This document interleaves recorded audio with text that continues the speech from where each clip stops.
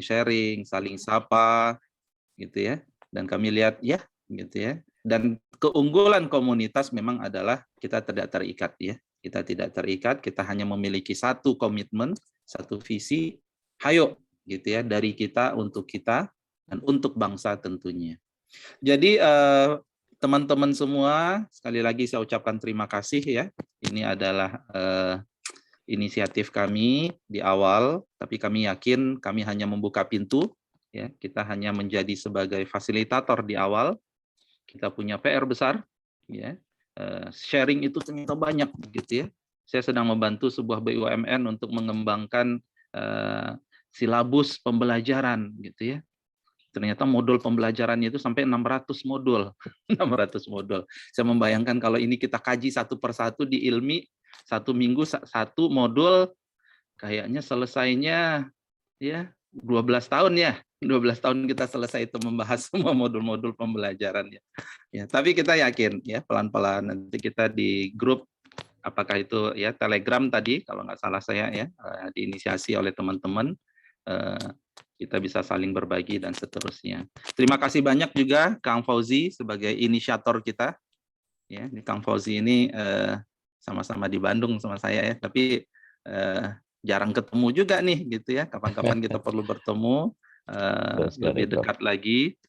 Kita kemudian ya kita hayo, ya, kita kemudian sama-sama bersinergi, sama-sama sharing. Banyak hal yang kita lakukan.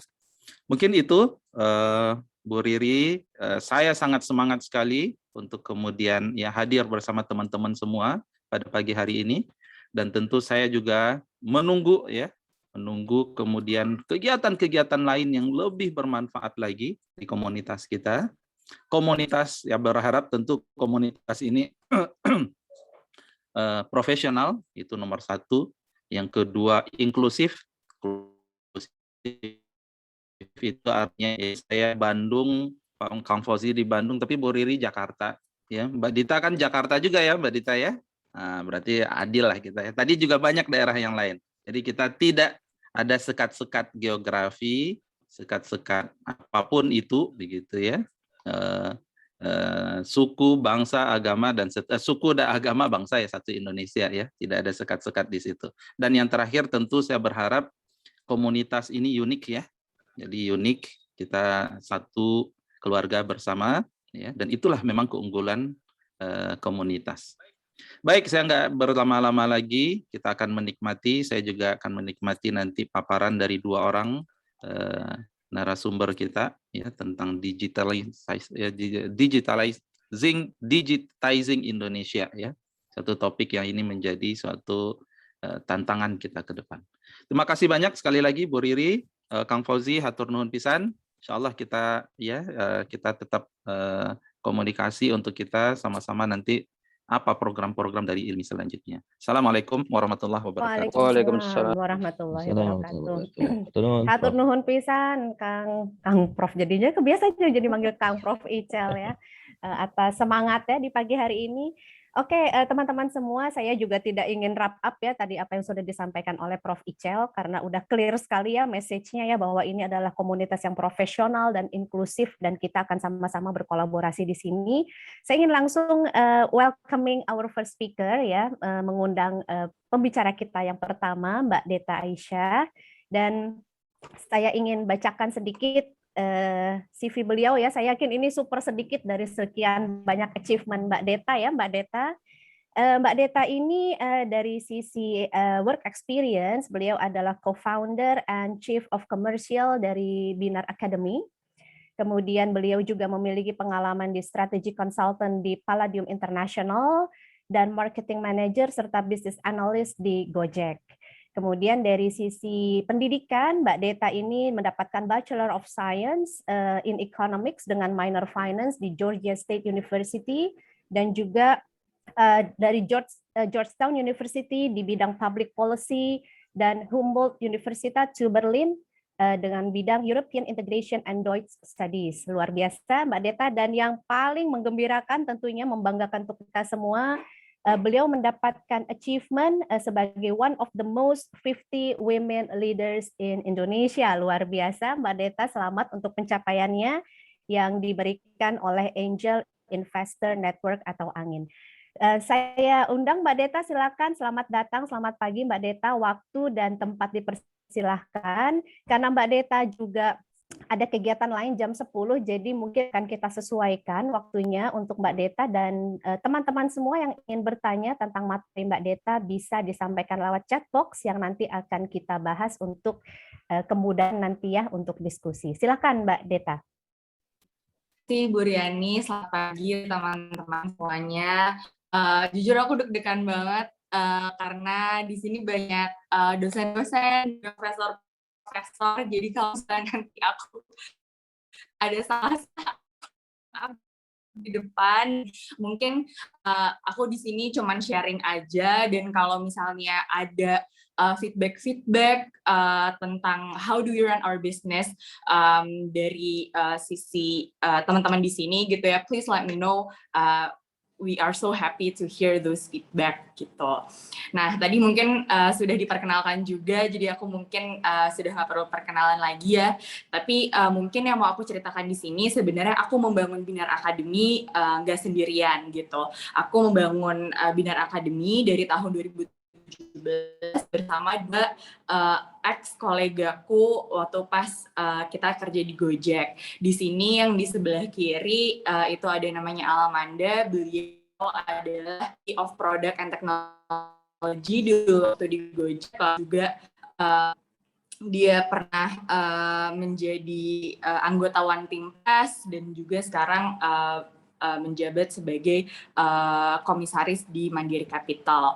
Yang di tengah juga nggak kalah hebat, beliau adalah ex-head of HR di Gojek gitu kan, yang sekarang leading the academic and R&D innovation in our company.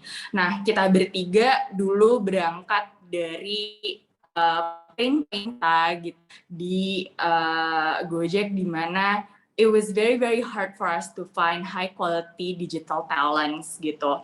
Saya obviously dari marketing gitu kan, targetnya adalah transactions gitu. Tapi at that time, and for context, I work at Gojek between 2015 to 2016. Jadi Gojek belum semaju dan sebagus sekarang ya. Waktu itu produknya masih cuma ada GoRide doang, GoFood masih baru di-develop gitu kan, terus GoMart juga baru di-develop, GoCar bahkan waktu itu was just established long after I joined gitu kan. Nah, di situ kita merasa satu pain point gitu kan, dimana susah banget untuk mendapatkan digital talents yang sesuai dengan standar Gojek pada saat itu gitu. Dan kita akhirnya yang kita lakukan adalah kita membuat yang namanya Gojek Tech Valley di Jogja. Di situ kami merasa bahwa Jogja sebagai kota pelajar di Indonesia banyak banget potensi-potensi yang bisa kita gali gitu. Akhirnya kita bangun training programs di sana untuk upskilling teman-teman yang ingin masuk ke dunia digital untuk bisa memenuhi standar digital di Gojek pada saat itu gitu kan. Nah, selanjutnya adalah Binar Academy itu sebenarnya apa sih gitu kan. Binar Academy sendiri adalah sebuah platform yang membantu untuk upskilling dan juga rekrutmen yang fokus di digital positions dan digital economy gitu ya. Kita ingin membantu teman-teman untuk terjun di dunia digital industry dan memberikan mereka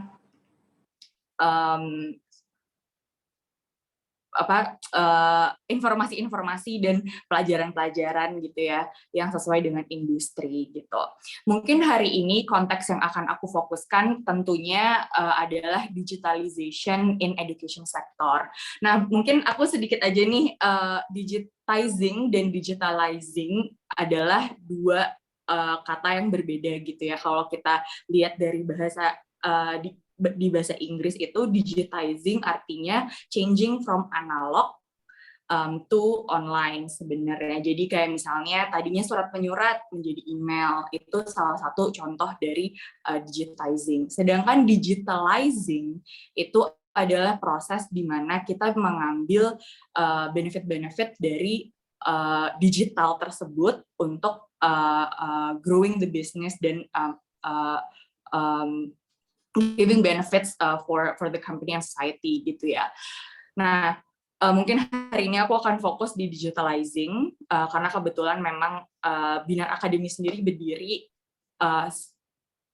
bukan berangkat dari tempat di mana kita masih menggunakan analog gitu ya. Jadi di sini aku bakal fokus untuk di digitalizing.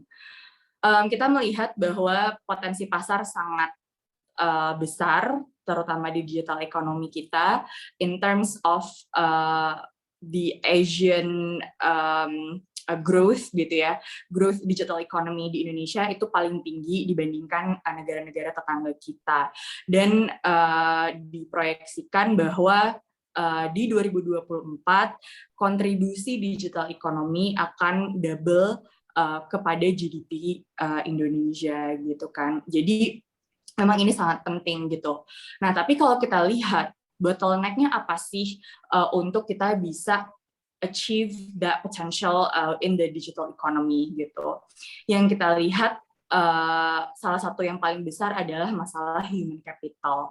Di sini ada research dari Backcraft dan McKinsey yang surveying hundreds of startups across the country, dan mereka memaparkan bahwa permasalahan kedua terbesar adalah human capital gitu. Yang pertama adalah funding gitu ya. Dan ini juga again yang tadi aku cerita, ini juga aku rasakan waktu kita membangun Gojek di awal-awal gitu kan. Dan ada report juga dari McKinsey yang mengatakan bahwa Indonesia membutuhkan 600.000 digital talents setiap tahunnya. Tapi lulusan computer science di Indonesia setiap tahunnya hanya 50.000 gitu. So Indonesia right now cuman memproduksi sekitar 10% dari total kebutuhannya gitu kan. Artinya sangat dibutuhkan nih solusi-solusi untuk kita bisa increasing the supply. Nah, Binar Academy sendiri mencoba untuk solving the problem from the root cause gitu kan. And what we found is that to close the digital skills gap, ada 4 root cause yang harus kita solve. Pertama adalah content mismatch between school and industry gitu ya. Kita lihat bahwa banyak lulusan-lulusan dari traditional university yang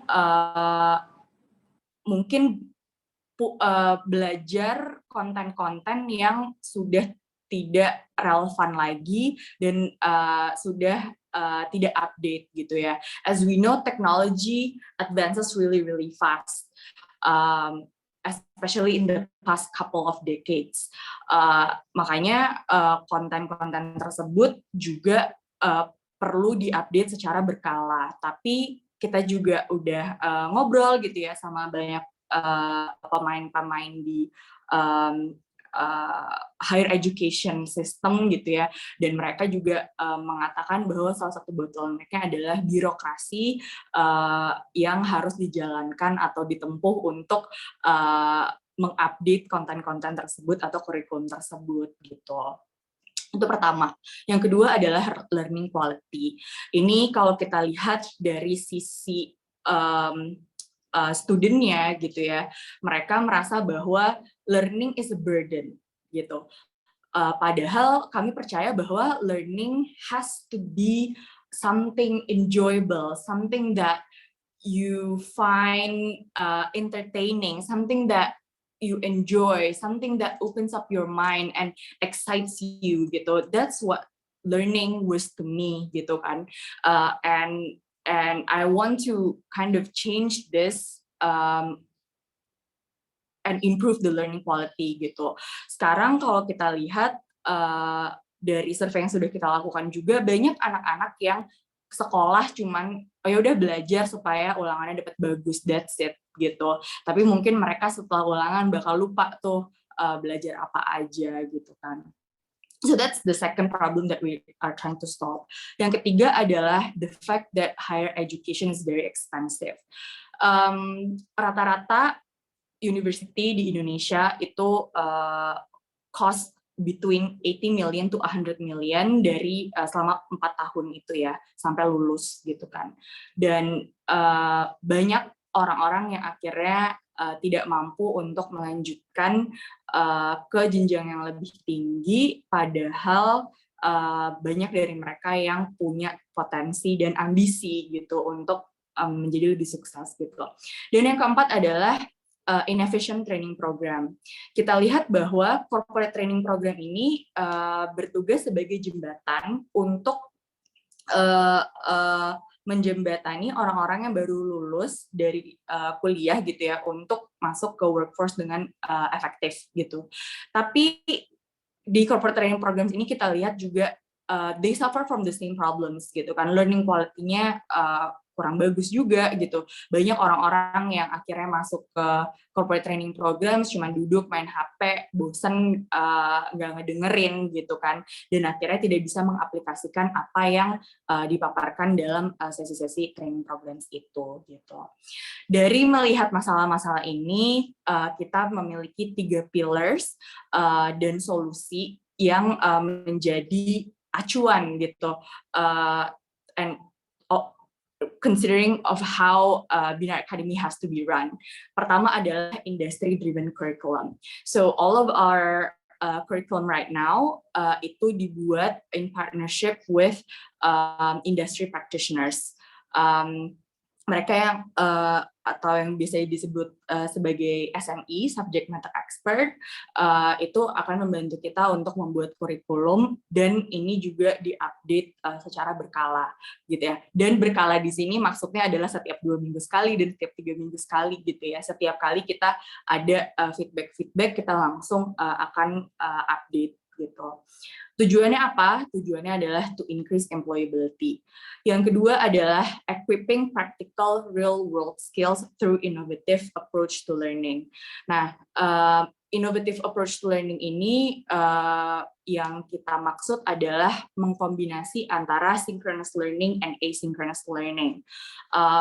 Dengan hybrid model seperti ini, harapannya kita bisa improving the learning experience, walaupun dengan digitalisasi gitu kan, walaupun intensitas antara fasilitator dan juga student itu mungkin banyak yang ter-replace dengan teknologi, tapi harapannya dengan hybrid learning ini kita bisa maintaining high quality and the achievement of learning outcomes. Yang terakhir adalah kita ingin mendemocratize digital knowledge dan membuat digital knowledge ini menjadi sesuatu yang sangat accessible dan affordable untuk seluruh kalangan di seluruh Indonesia gitu ya. Dan salah satu hal yang dapat meng-solve permasalahan ini adalah teknologi gitu. 3 pillars ini mungkin yang penting saya sampaikan adalah teknologi bukan satu-satunya solusi gitu kan. Aside from technology, we also take a look of the curriculum as well as the learning methods gitu. Karena teknologi in digitalization it's just an enabler gitu kan. Tapi core produknya sendiri juga perlu kita improve juga gitu kan. Visi kita di tahun 2030 kita ingin menciptakan 10 juta digital leaders yang baru yang dapat berkontribusi kepada digital economy kita. In terms of courses, kita juga sangat diverse gitu ya. Banyak yang mengira bahwa digital skills itu artinya coding gitu, tapi enggak cuma itu aja gitu. Salah satu yang terpenting adalah digital mindset gitu kan. How can we be customer centric? How can we be data driven in decision making? Itu semua adalah digital mindset yang perlu sekali dibentuk ketika kita memiliki kita bekerja di environment yang sudah digital gitu ya. Terus yang kedua, let's say operations gitu kan. Operations ini juga penting gitu. Mungkin sekarang term gaulnya gitu ya adalah O2O, online to offline gitu kan. Contohnya apa? Misalnya Gojek. Selain Gojek juga membuat aplikasi yang bagus gitu kan, offline experience-nya juga sangat dipikirkan sama mereka. Ketika kita pesan GoRide, kita dikasih helm gitu, karena mereka mindful nih terhadap customer-nya. Oh, nggak mungkin dong mereka bawa helm kemana-mana padahal nggak bawa motor gitu kan. So they supply the helmet for them gitu. Itu adalah salah satu salah dua hal lah yang sangat penting di improve juga nih in terms of digital skills, aside from definitely software engineering, product, data science dan lain sebagainya gitu. Lalu on top of the hard skills itself, we also focus on the soft skills. Kenapa? Karena digital, because of technology advances really fast, digital skills are going to always evolve. Maksudnya seperti apa? Let's say if we go back to the 1800s gitu ya, when the first steam engine was invented, nobody knew how to navigate steam engine gitu kan, dan akhirnya di situ digital skills gap terjadi gitu. We fast forward to 1920 when cars were first invented. Semua orang juga nggak ada yang bisa tuh untuk menjadi mekanik di mobil, untuk menjadi otomotif di mobil gitu kan. Dan artinya apa nih, kalau kita lihat historical trends gitu kan, digital skills gap will always be there. It's just a matter of what kind of skills is needed gitu. In the early 2000s, in the rise of smartphones, nobody knew how to create mobile apps gitu kan, sampai Facebook sendiri membuat bahasa programmingnya sendiri yang disebut dengan React Native gitu kan. Facebook akhirnya retrain semua engineering timnya dia untuk bisa enable Facebook masuk ke dalam mobile apps gitu. Sekarang juga masih trendsnya mobile apps, data science, blockchain, IoT, dan segala macam. Mungkin 50 years from now akan berubah lagi. Dan artinya apa? Digital talent dan digital leaders di masa depan, mereka juga harus disupply oleh soft skills yang strong gitu ya, di mana mereka punya strong self-awareness, strong compassion towards the society and the planet around them gitu. Dan bagian yang planet ini juga kita sangat tekankan gitu ya di Binar. Kenapa? Karena the problems that are existing in our planet right now is very complex to the point that there is no single person or company or government even could solve the planet problems that we have right now gitu kan, climate change, environmental problems and so on gitu. Dan kita pingin lulusan-lulusan kita bisa mengaplikasikan skill-skill digital yang sudah mereka pelajari untuk solving those problems, untuk berkontribusi ke sana gitu kan. Sedikit juga kita pingin kurikulum kita punya world class standard gitu. And then we ask ourselves, okay, who does the best education system in the world? And it was Finland. Dan akhirnya kita Binar Academy disertifikasi oleh Education Alliance of Finland yang mengatakan bahwa learning goals kita sudah sesuai dengan 21st century skills dan juga Finnish curriculum gitu ya. Dan akhirnya di sini apa? Kita berharap dengan sertifikasi ini kita bisa mendeliver world class learning experience untuk digital skills gitu. Itu untuk bagian industry driven curriculum dan juga learning methodology kita. pilar yang tadi saya sebutkan yang ketiga adalah democratizing digital knowledge through technology. And this is where the technology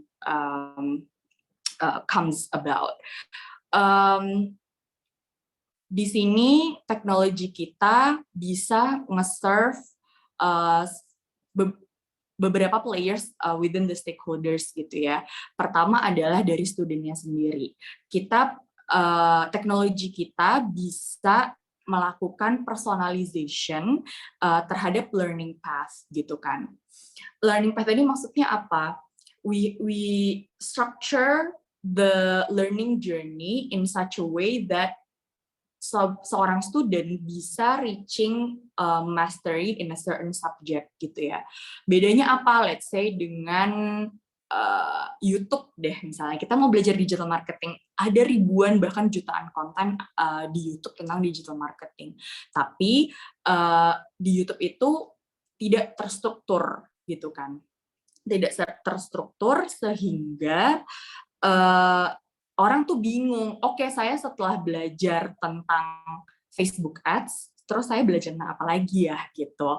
Nah itulah yang mau kita solve di aplikasi kita gitu kan. Dan di sini kita juga menawarkan learning method yang berbeda gitu. Ada dalam bentuk webinar seperti yang sedang kita jalankan sekarang, dan ada juga dalam bentuk bootcamp yang lebih intensif selama 6 bulan. Tujuannya apa? Kita ingin serving all the different needs of the customers yang mungkin punya komitmen waktu yang berbeda-beda atau learning goals yang berbeda-beda juga. Lalu lulus dari Binar, mereka juga dapat mengakses job recommendation platform kita. Kenapa? Karena based on the research that we did, 65% of college students right now are studying in college because they wanted to get a good job after they graduate.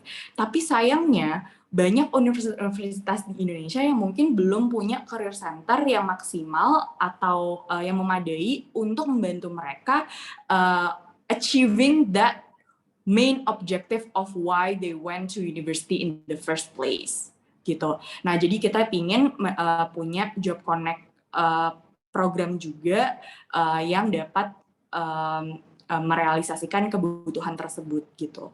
Untuk bagian hiring partner, mereka juga akan mendapatkan data-data tentang student-student kita itu gitu. Contoh ya, misalnya seorang student ngambil tes dan nilainya benar semua, cuma 5 menit gitu kan. Sedangkan student-student lain rata-ratanya ngambil tesnya 10 menit gitu.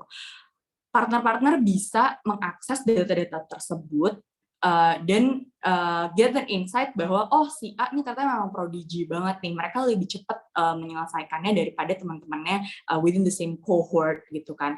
Artinya apa? We can offer so much more than just resume. We can offer them rich data and intelligence about our students, including mentors feedback, dan juga nilai-nilai mereka lainnya to inform the hiring partners the things that are not available on CVs. Dengan begitu harapannya we hope that the hiring partners can make better hiring decision and insights from the academic performance. These are the people that we are serving right now. Banyak high school graduates juga yang again tadi tidak bisa melanjutkan ke university karena masalah keuangan gitu kan, dan juga career shifters. Ini adalah orang-orang yang mungkin jobnya sudah tereliminasi karena teknologi gitu ya, bank tellers dan lain sebagainya. Itu juga banyak banget student kita di sana. Okay, quick aja, maybe for the last 5 minutes that I have here, I will talk about the impact of digitalization. Again, the first thing that I very appreciate about digitalization is having very, very rich data for data-driven decision making.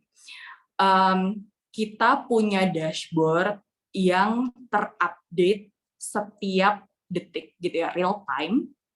Ketika kita punya, let's say ada student baru atau ada student drop out atau ada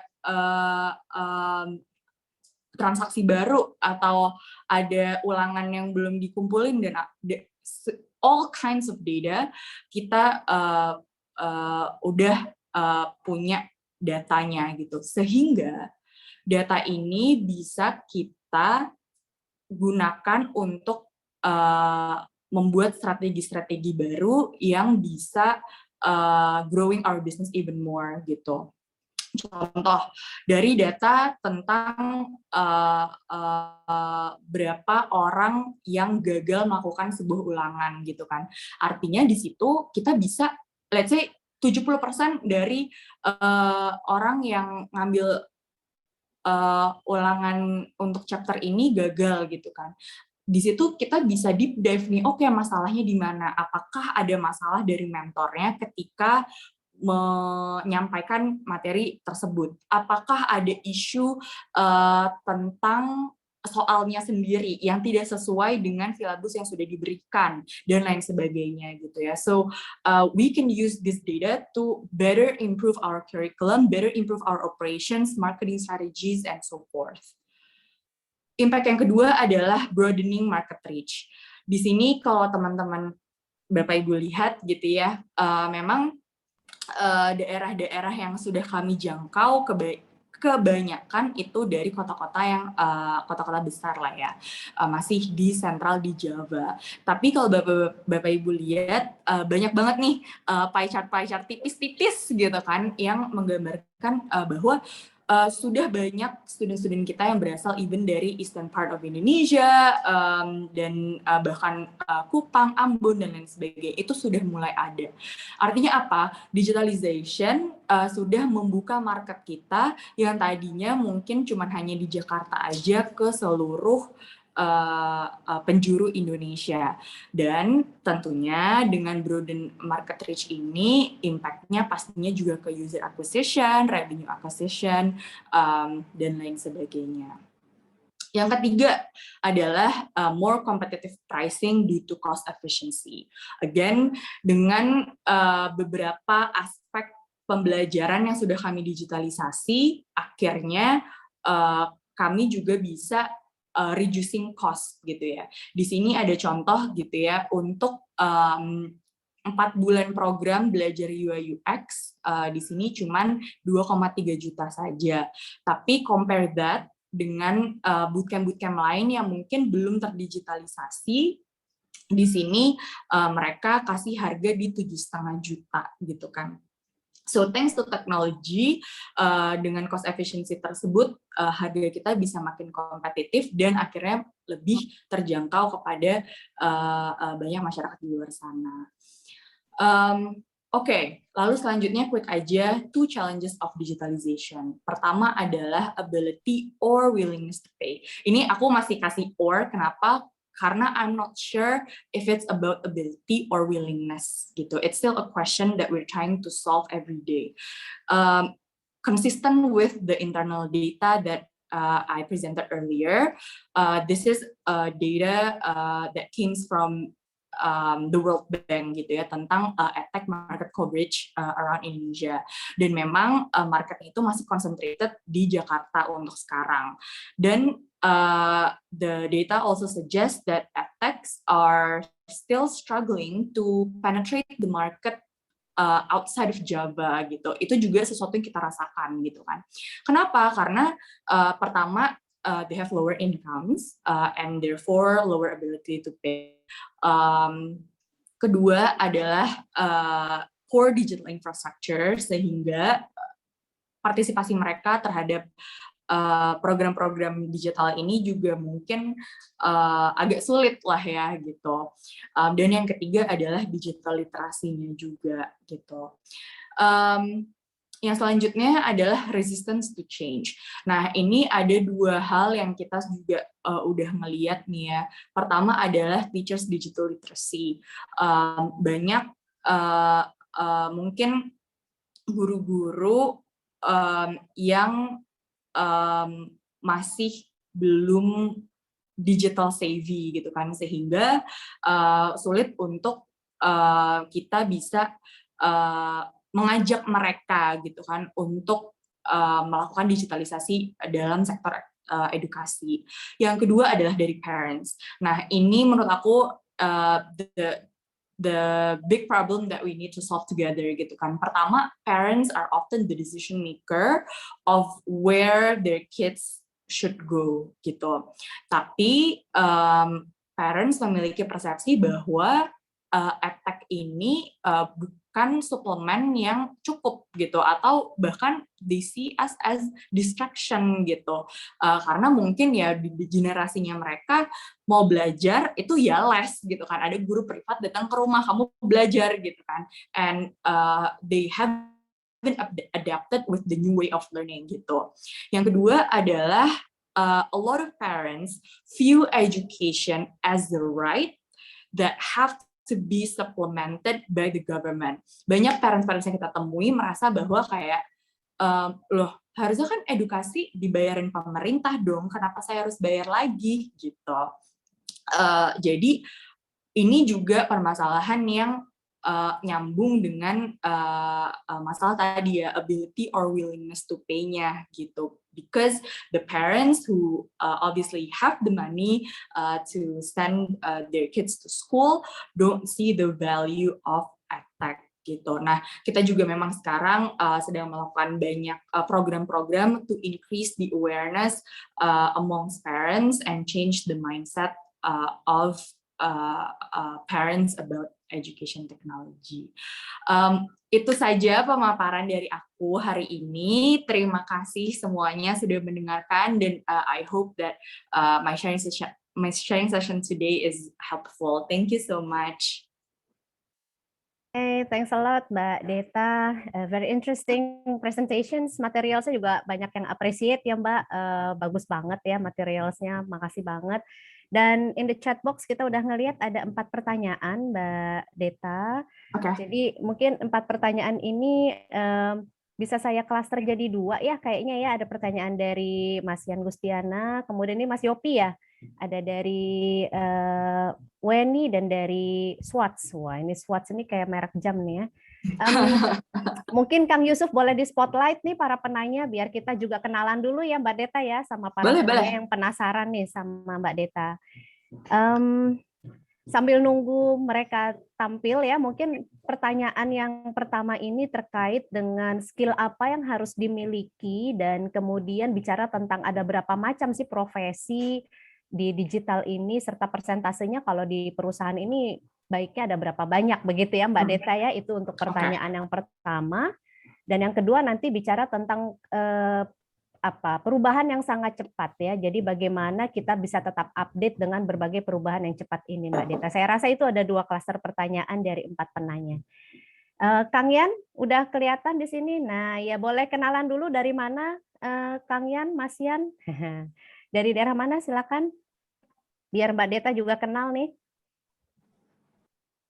Bisa di-unmute. Assalamualaikum, selamat pagi. Salam, Mbak selamat Deta, pagi. saya dari Sumedang nih, tinggalnya di Sumedang. Kang dong ya, Kang Yang, atau dari Sumedang. Nuhun pertanyaannya. Oke, silakan Mbak Deta. Oke. Sorry, tadi pertanyaannya adalah posisi-posisi apa aja yang ada di digital di perusahaan gitu ya. Iya, dan skill tadi Mbak Deta. Jadi apa tadi yang pertama, hard skill dan soft skill apa yang harus dimiliki bicara tentang digital ini, Mbak? Oke, jadi saya melihat bahwa semua posisi yang ada di digital companies membutuhkan digital skills in some way or another gitu ya. Contoh, sekarang kalau kita hire tim finance gitu ya, kita berharap tim finance itu juga bisa data science. Kenapa? Karena we process millions of transactions per day, and Excel sheet wouldn't do lah, gitu kan. Akhirnya mereka harus bisa data science gitu. That's the future of finance.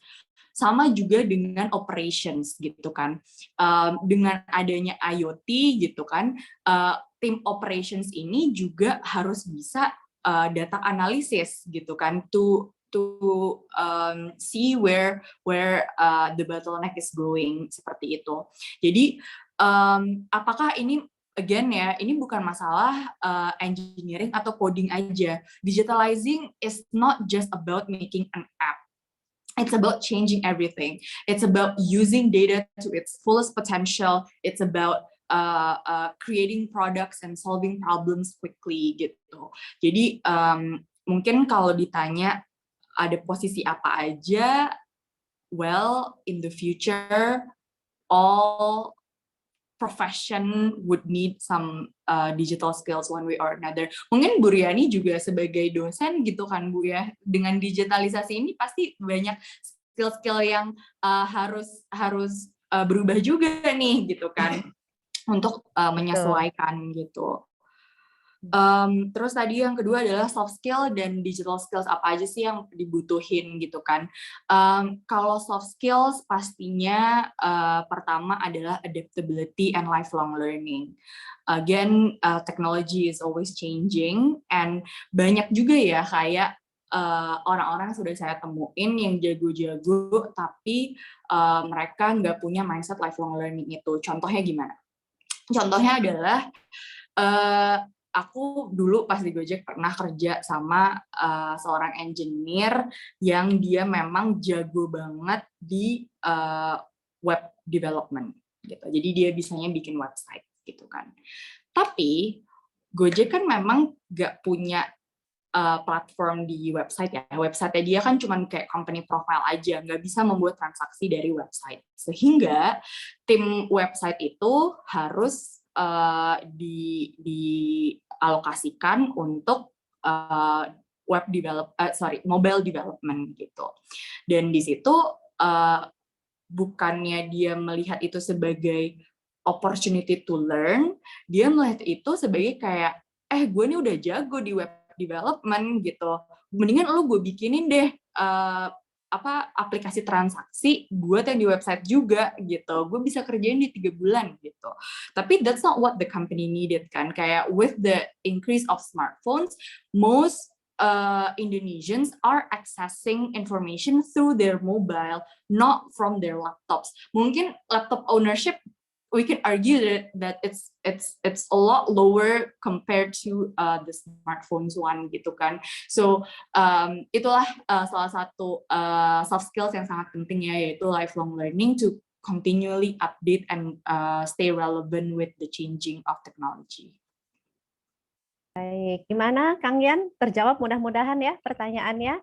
Ini juga mungkin tadi Mbak Deta sudah menjawab pertanyaan dari ini Mas, atau Mbak Yopi Oktavia dari Padang. Boleh tampil biar kita juga kenal. Udah Yopi nih. Mohon maaf ya. Gimana tadi sudah terjawab? Udah jawaban dari Mbak Deta tentang profesi tadi? Ya, dan ininya share-nya masing-masing berapa persen ya? Ada berapa masing-masing yang sebenarnya diperlukan berapa. Oke. Bagaimana Mbak Deta? Biasanya di perusahaan tuh kita perlu digital talent berapa banyak, Mbak? Oke. Ini mungkin aku ngambil contoh dari Binar ya. Again, kalau masalah digital talent, semua employee kita harus bisa digital skills. Tapi kalau kita ngomongin tech team, engineering team gitu ya, sekarang kita punya 200 total employee dan engineering team kita mungkin sekitar 60-70-an, jadi sekitar 25-30% lah ya. Sama juga kalau misalnya kita lihat tren di Gojek sekarang, terakhir tuh kayak Gojek ada 7.000 employees, mungkin 2.000-annya itu engineering team sih, jadi sekitar 25-30% sih gitu.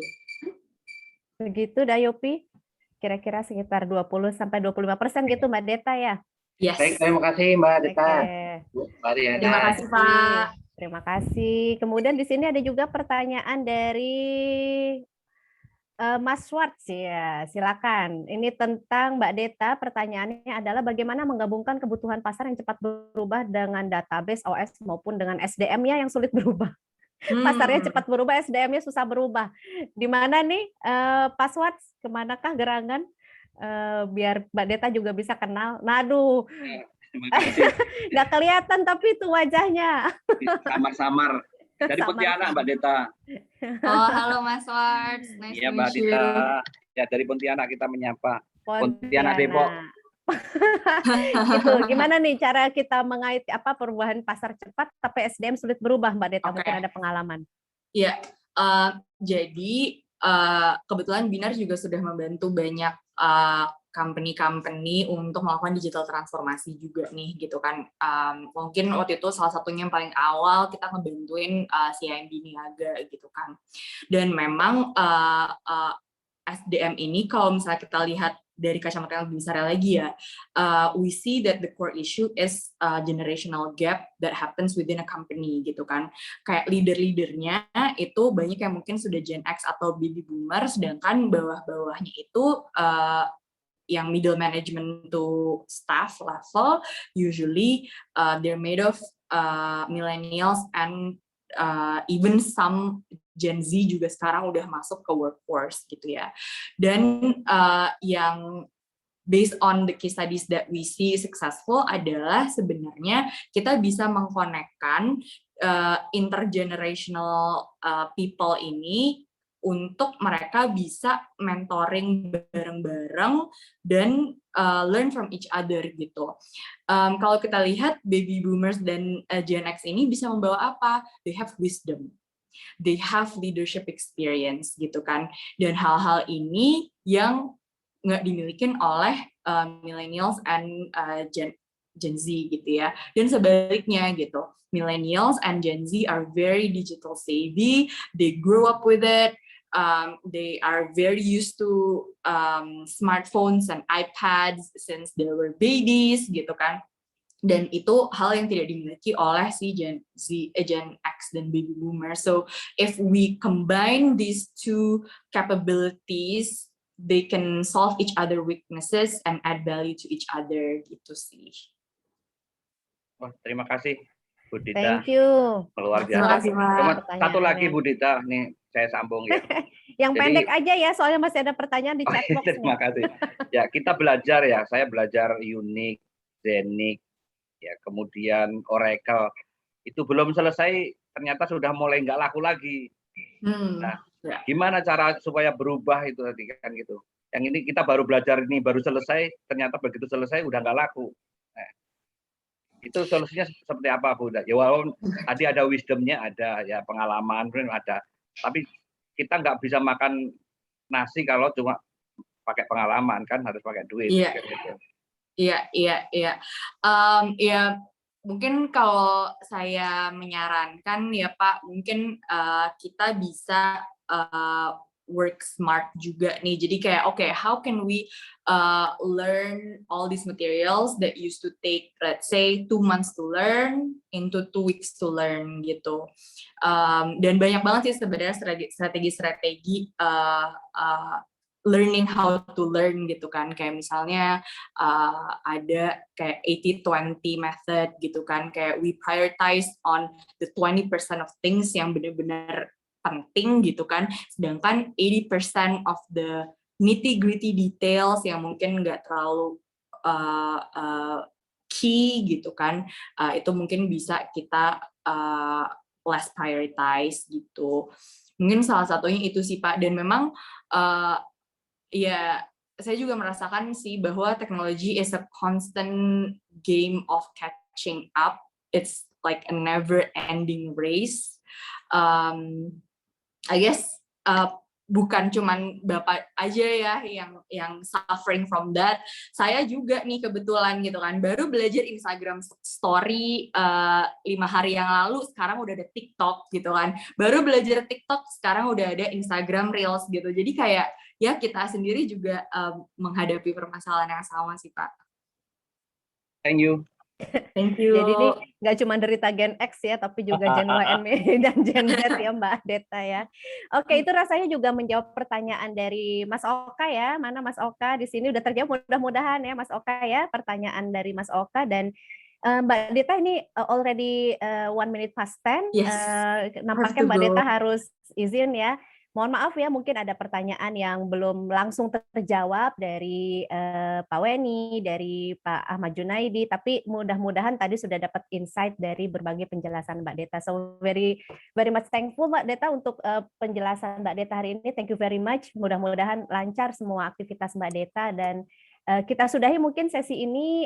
Terima kasih banyak sekali lagi, kita berikan aplaus yang luar biasa untuk Mbak Deta. Mudah-mudahan nggak kapok kalau nanti diundang lagi oleh komunitas ilmi Mbak Deta. Thank you Mbak. Terima kasih semuanya, dan please keep in touch. Kalau misalnya mau ngobrol-ngobrol lanjutan lewat LinkedIn atau lewat Instagram boleh juga. Thank you. Makasih ya Bu Riani. Makasih Mbak Deta. Thank you. Thank you Mbak Deta. Oke. Begitu teman-teman semua, sesi pertama kita nampaknya makin membakar semangat kita bersama gitu ya, mendengarkan penjelasan-penjelasan dari Mbak Deta, dan di chat box sudah ada LinkedIn serta Instagram account dari Mbak Deta, mungkin bisa kita keep in touch di sana. Saya ingin langsung masuk welcoming our second speaker yang juga nggak kalah luar biasa. Halo Kang Ferry. Halo. Waduh, itu kaos kelihatan banget ya. Kalau saya ketutupan kerudung nih Kang ya. Terima kasih udah bergabung bersama kita pagi hari ini. Kayaknya mukanya sumringah banget, mungkin karena ketemu sama berapa ratus orang nih kita ya, 1000 kayaknya ya, ada 111 orang di ruang Zoom ini. Sebelum Kang Ferry mulai dengan penjelasannya yang pasti juga menarik dan luar biasa, saya ingin bacain dulu ya sedikit perkenalan tentang Kang Ferry di pagi hari ini. Activity beliau adalah General Manager dari PT Telkom Indonesia Tbk Witel Jawa Barat Selatan. Betul ya Kang ya? Dan beliau juga Coach in Agile Innovation Labs dan Facilitator di Ilmi Foundation, yang tentunya yang sudah pernah ikut kegiatan Ilmi nggak asing lagi dengan wajah Kang Ferry ya. Dari sisi innovations, beliau adalah pernah ikut serta dalam Hack Idea Jury Telkom Group tahun 2020-2021, jadi very recent ya, baru-baru ini. Juga National Surveillance System Telkom tahun 2003, dan Best Innovator, wow, Telkom 2002, luar biasa nih. Nggak nyesel saya kenalan sama Kang Ferry ya, nih orangnya luar biasa ya. Dan untuk certification, beliau memiliki certification di OKR Certified Professionals, 4DX atau 4 Disciplines of Execution, IPv6 Certified Engineer by UTM. Nah ini saya nggak tahu nih apa nih IPv6, nanti mungkin jelasin dikit kali ya Kang ya.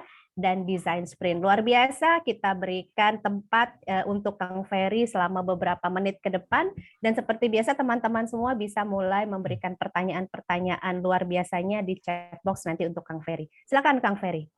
Baik, terima kasih. Apa nih nyebutnya? Mbak Riri atau Teh Riri ya? Empok.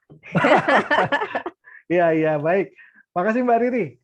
Bismillahirrahmanirrahim. Assalamualaikum warahmatullahi wabarakatuh. Terima kasih Ilmi Community ya, satu komunitas terbaru yang digagas oleh Prof. Icel ya. Prof. Icel dan Bu Riri juga ini artinya. Terima kasih atas kesempatannya. Saya coba sharing sedikit mengenai bagaimana digitizing Indonesia. Saya punya slide, sudah tampil ya slide-nya ya. Oke, baik. Sudah Kang. Ya, jadi ada beberapa poin yang ingin saya sampaikan mengenai digitizing Indonesia. Sorry kalau ada suara di latar belakang yang lagi ada tukang kerja di depan rumah. Baik, tapi suara saya jelas nggak ya ini? Bisa didengar nggak ya? Bisa, jelas. Bisa ya? Jelas. Sip, baik. Jadi kalau tadi Mbak Riri menyampaikan apa sih itu ya IPv6 ya, itu adalah IP versi 6. Kalau kita pakai sekarang ini internet protokol kita itu IP versi 4. Nah, IP versi 4 ini kapasitasnya terbatas. Jadi ibarat alamat rumah. Nomor rumah yang bisa dikasih untuk satu klaster itu nomor rumahnya udah habis. IP versi 4 itu. Supaya bisa slot rumahnya ditambah lagi di perumahan itu, maka kita pakai internet protokol versi 6.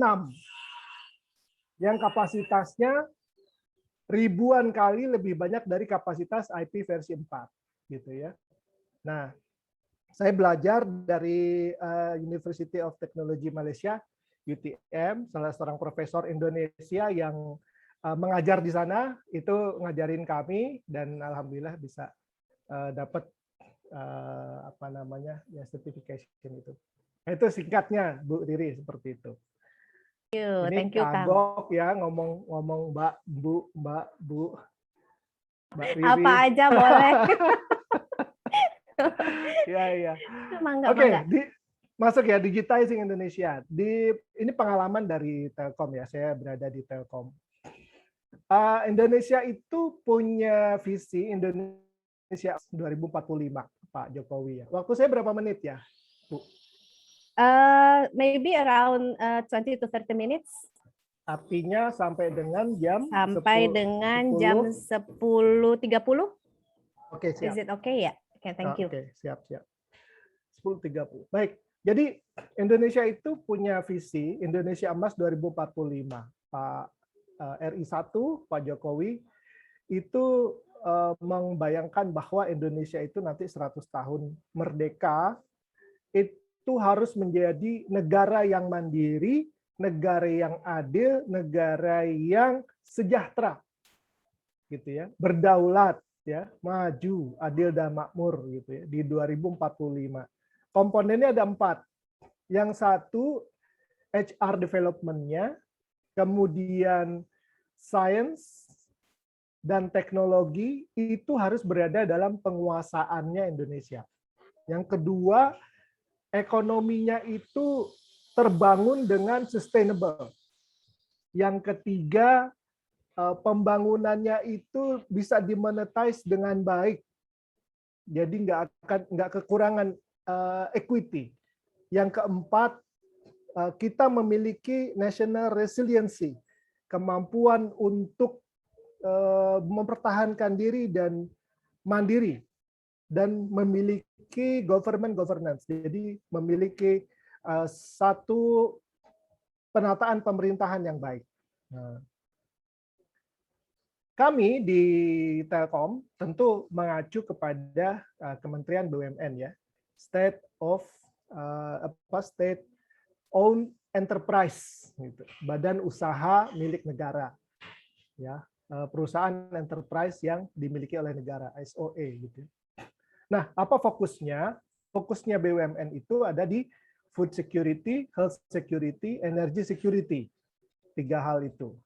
Nah, bagaimana Telkom, ya, atau Telkom Group termasuk Telkomsel, perannya adalah merealisasikan fokus 3 hal ini, food security, health security, energy security, dengan cara mengadopsi teknologi dan digital, gitu ya, mendorong teknologi dan mendorong adopsi digital.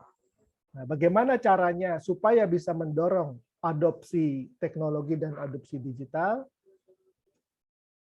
Kita coba lihat ini ya. Di Indonesia itu punya agenda untuk mendigitalisasi negara kita, gitu, dari pemerintahan kita ya. Yang pertama adalah Making Indonesia 4.0. Yang kedua 2020 Go Digital Vision. Yang ketiga One Data Indonesia. Yang pertama itu 4.0 itu kaitannya dengan Kementerian Industri.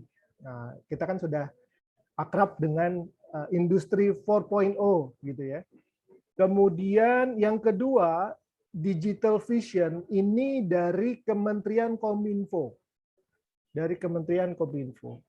Yang ketiga, One Data Indonesia atau Satu Data Indonesia itu dari dekret presiden ya, atau peraturan presiden yang khusus mengenai bagaimana data pemerintahan di Indonesia itu harus konsisten dan berada di dalam Indonesia itu sendiri.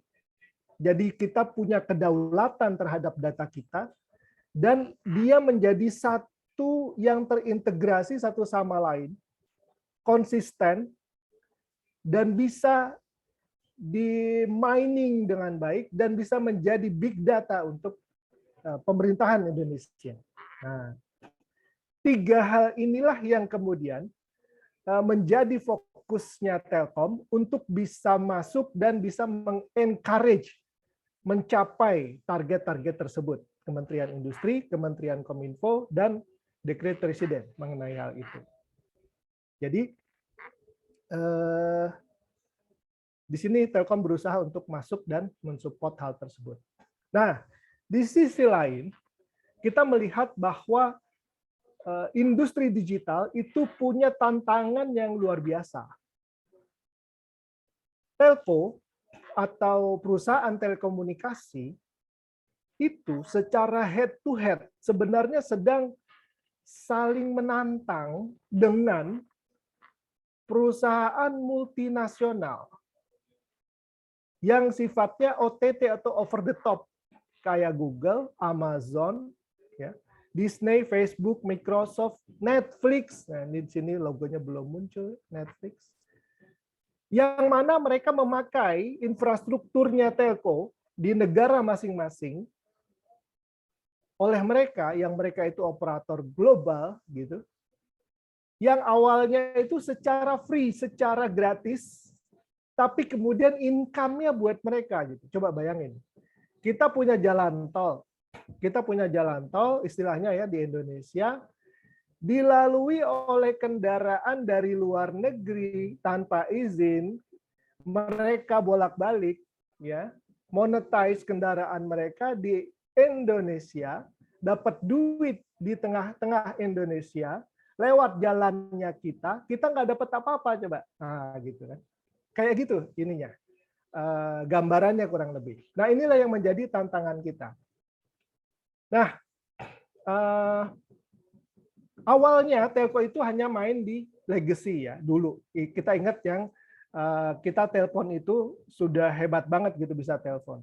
Kemudian SMS habis itu muncul, telepon voice turun. Kemudian habis itu datang broadband. Sekarang datang digital services gitu ya. Ada media tadi Coach Dita bilang Instagram, baru belajar Instagram, datang lagi TikTok. TikTok datang, ada lagi Google Shorts. Wah, itulah digital services. Legacy jalannya lambat, broadband udah agak cepat, digital services sangat cepat. Dan telco menghadapi tantangan yang luar biasa di situ. Nah, bagaimana telco dan khususnya Telkom menghadapi hal tersebut? Jadi, di dalam merumuskan strategi menghadapi OTT, kita harus mempertimbangkan ada lima hal. Pertama, customer. Customer bergerak ke arah mana nih kebiasaannya? Karena kalau tidak mengikuti kebiasaan customer, keinginan customer, apa yang enak, yang nyaman buat customer, kita bakal ditinggal oleh mereka. Contoh, Telkom itu sudah lama menahan supaya Netflix tidak hidup di jaringannya Telkom. Tapi akhirnya nggak bisa juga, nggak bisa nahan juga.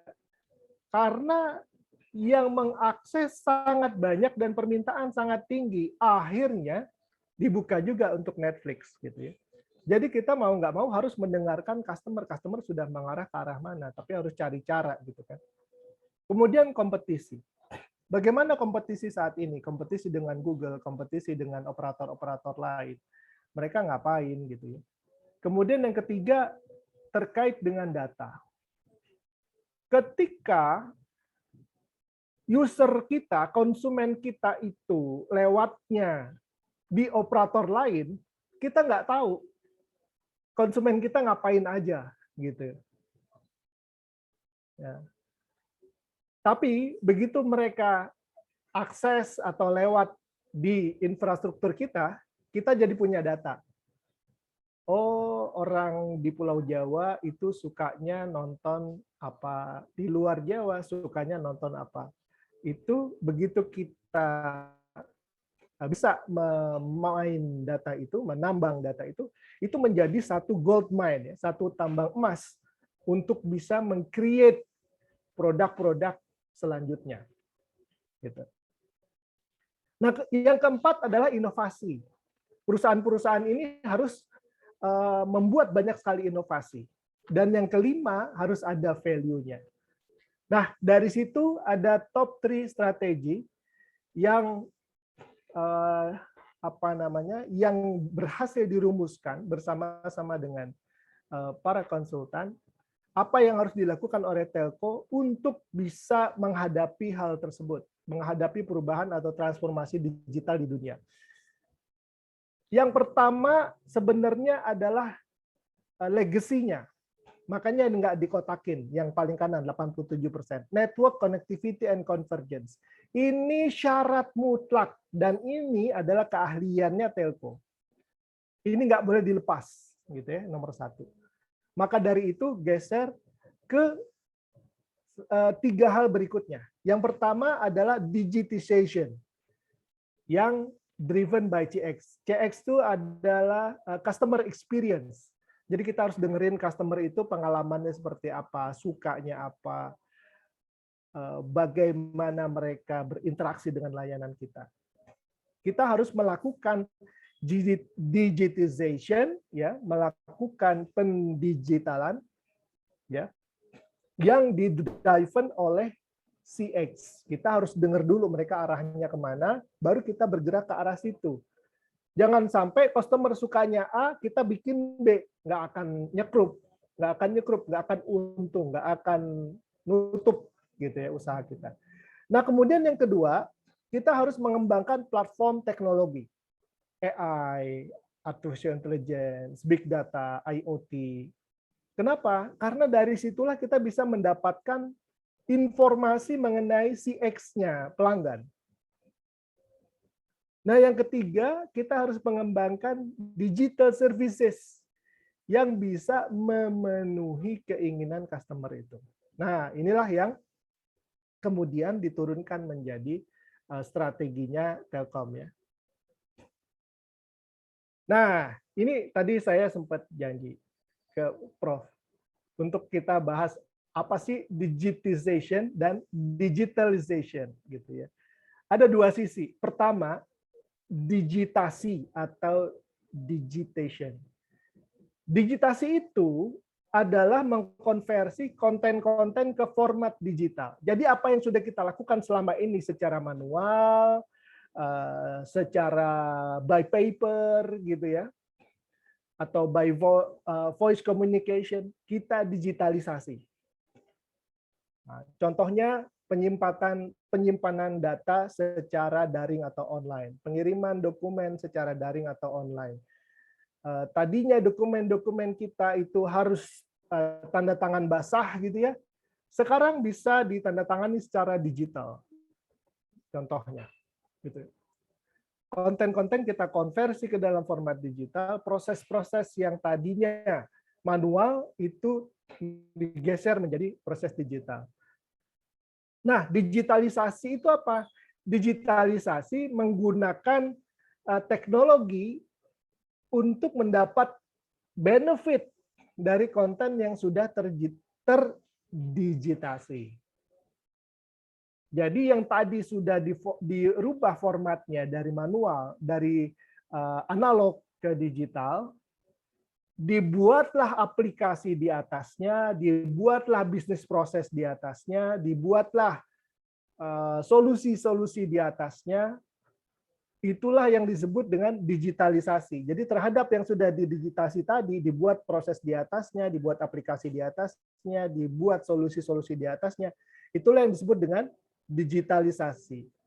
Apa contohnya? Contohnya kalau di Telkom itu nota dinas online, ya misalnya. Kalau dulu Bapak Ibu, rekan-rekan komunitas ilmu sekalian, yang namanya di Telkom itu persis kayak Pemda. Kalau surat itu dibikin konsep dulu oleh staf paling bawah, kemudian dicek oleh supervisornya atau oleh kasih, kemudian dicek lagi oleh atasannya, oleh Kadin, kepala dinas. Kalau ada yang nggak cocok, balik lagi ke bawah. Dan itu bisa sampai bulan loh hitungannya. Bikin satu surat aja oleh kepala kantor itu bisa hitungan bulan. Tapi dengan prosesnya tadi, formatnya sudah dirubah menjadi digital, dan kemudian dibuat nota dinas online, aplikasi di atasnya, maka yang tadinya bikin surat itu bisa 1 bulan oleh kepala kantor, itu bisa 1 hari selesai. Pagi staf konsep, setengah jam kemudian atasannya supervisor approve, kemudian setengah jam berikutnya manajernya sudah approve, 1 jam atau 2 jam berikutnya general manager, kepala kantor approve, selesai. Gitu.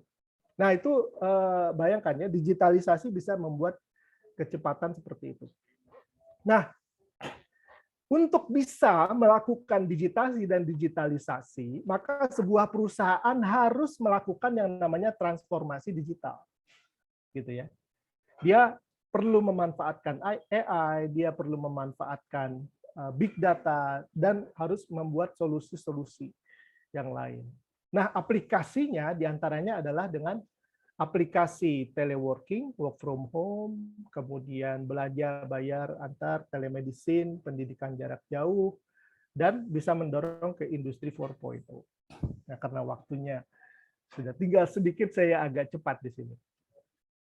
Oke, ini saya skip, mohon maaf. Ini saya ngasih contoh mengenai digital customer experience, ya, digital customer experience.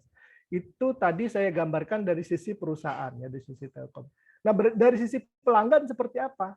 Pelanggan itu dengan situasi digital yang seperti sekarang, mereka inginnya adalah pengalaman seamless omni-channel. Nah, apa itu maksudnya pengalaman seamless omni-channel? Contohnya begini, Bapak Ibu kalau langganan IndiHome itu mungkin hampir pasti pernah komplain gitu ya. Pelanggan kita saat ini itu pengennya sudah begini. Dia mau komplain IndiHome, dia telepon ke 147 gitu ya. Telepon ke 147. Tapi habis telepon komplain dia dapat nomor ya, nomor gangguannya. Dia mau ngecek sudah sampai mana nih penyelesaiannya. Dia buka di handphone aplikasi namanya My IndiHome.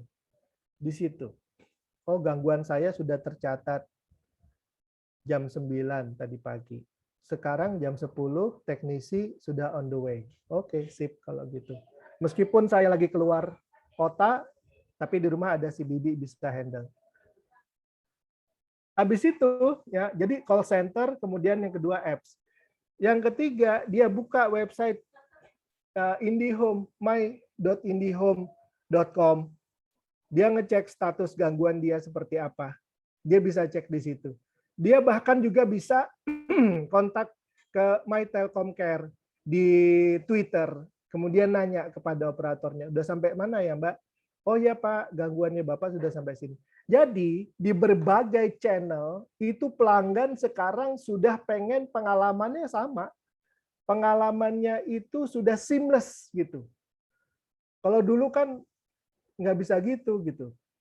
Nah sekarang dengan digital seperti ini pelanggan sudah pengen seperti itu. Nah jadi artinya ada PR besar yang harus dilakukan oleh perusahaan-perusahaan telco dan khususnya Telkom.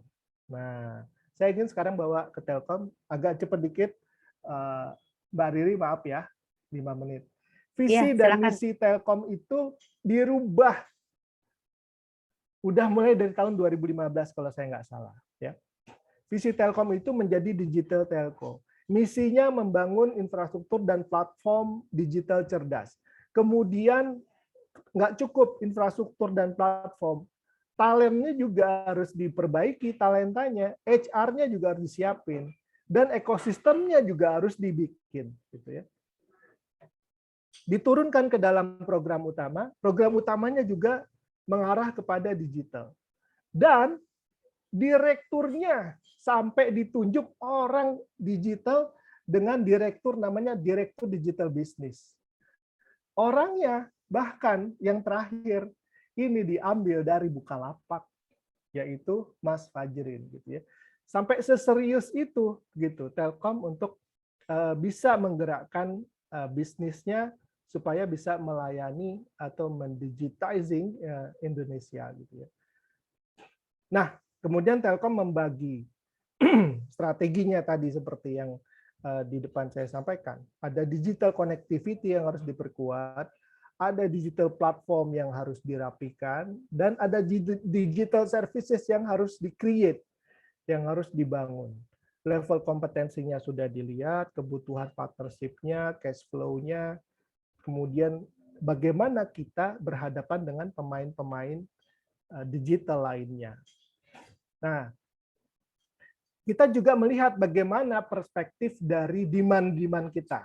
Demand kita itu di Telkom ada 3. Ada consumer, ada enterprise, ada wholesale. Consumer itu rumahan ya, pelanggan rumahan, konsumen. Di sana kita melayani dengan berbagai produk, berbagai services. Ada IndiHome, ada Gameku, ada Sobat. Kemudian di enterprise atau di perusahaan, segmen perusahaan, baik mulai dari UKM sampai dengan perusahaan besar, kita menyiapkan solusi-solusi buat mereka untuk membuat para pelanggan kita itu menjadi termudahkan prosesnya.